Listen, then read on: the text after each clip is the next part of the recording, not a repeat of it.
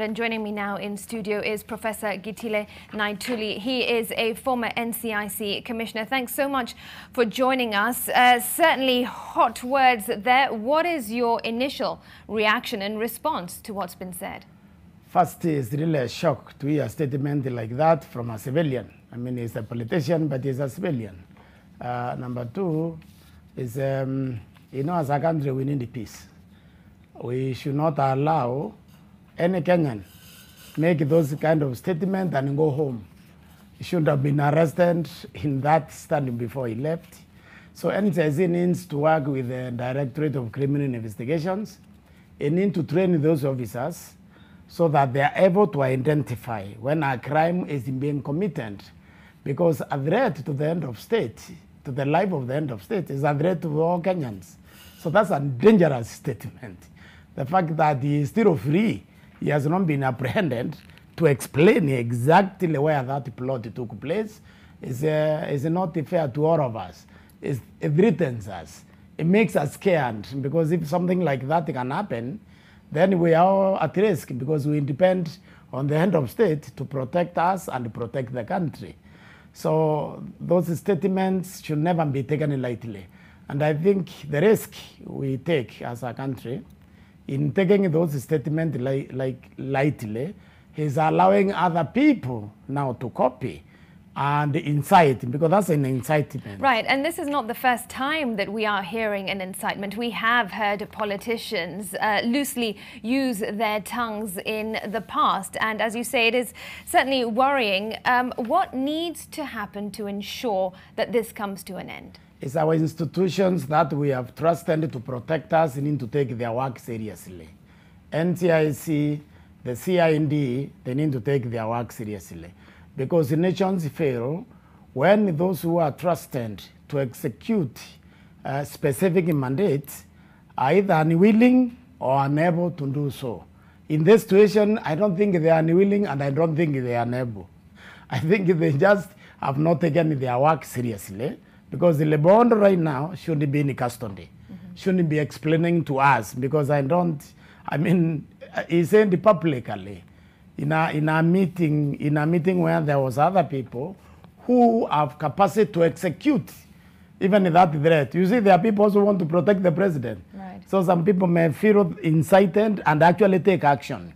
Right. So it's dangerous, and I think we need to act, because we need protection as our people. We need to live peaceably with one another.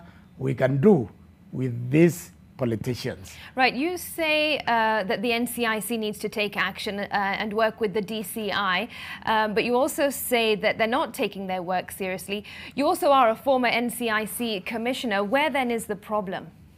Well, sometimes our problem is the people we give responsibility to protect us. Sometimes they are not taking the work the way it should be taken. I mean, during the electioneering period like this, we ought to have trained, our NCIC should have trained enough CID officers, plain clothes officers, fit them with listening gadgets, and make sure they have an itinerary for every meeting in the country where the CID officers are represented.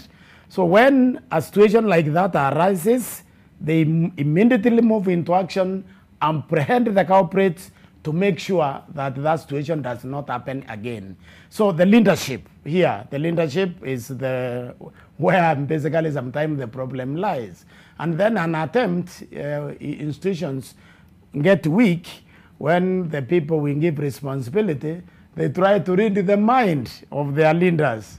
They try to think that, okay, maybe he was told to say that by a higher up. And therefore, we need to move carefully, because we don't want to step on some toes. That is not how you execute the law. You take the oath to execute the law without fear or favor, so that you can protect the country.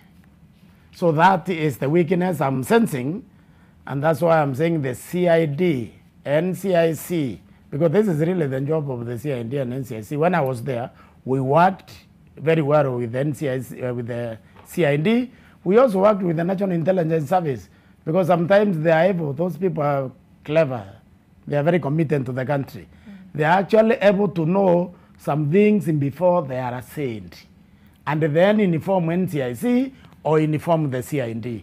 So what it means is, as an officer working at NCIC, you have to be extremely alert 24/7 at this hour of need. Right. All right. Well, it certainly is a story that we will be following. We'll check on that certainly as early as tomorrow to see if arrests have been made and investigations have begun. I'm afraid that's all we've got time for, but thanks so much for joining us, Professor. As always, great insights there. All right. Joining me in studio, Professor Gitile Naituli, a former NCIC commissioner.